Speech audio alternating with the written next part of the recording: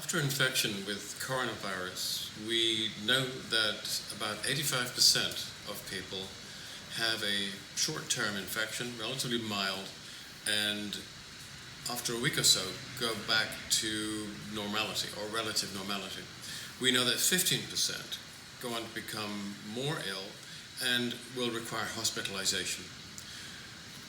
What is it that determines whether you're going to be in that 85% group or the 15% group?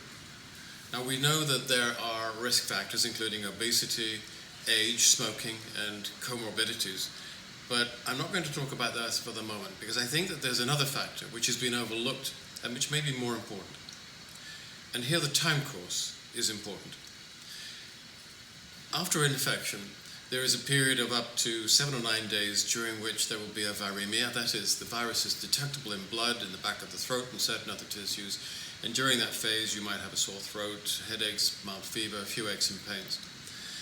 And the fork in the road at this later period, at 7 to 9 days, the ones who go downhill move towards a viral pneumonia, which then becomes a mixed viral, bacterial, and finally fungal pneumonia.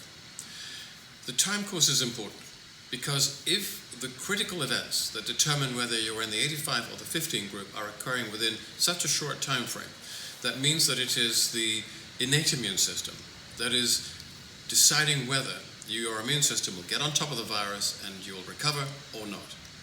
Now, the innate immune system is interesting because it's very susceptible to dietary influences. So, for example, its cellular components, such as neutrophils, macrophages, can only function optimally if you have 1,3,1,6 beta-glucans in the system. The other very important component of the innate immune system is lactoperoxidase, which plays a key role in protecting the nose and throat and the respiratory tract. And that is an enzyme that depends on the presence of iron as a cofactor and cyanogenic groups to produce hypothiocyanous and hypothiocyanate ions. Now, we know that the coronavirus is vulnerable to hydrogen peroxide and to hypothiocyanous and hypocyanate ions.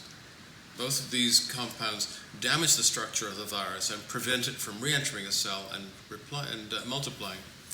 Now, the innate immune cells produce hydrogen peroxide, and for that you need the 1,3,1,6 beta-glucans. The enzyme lactoperoxidase produces the hypothiocyanous and hypothiocyanate ions, and for that you need the iron, you need the cyanogens.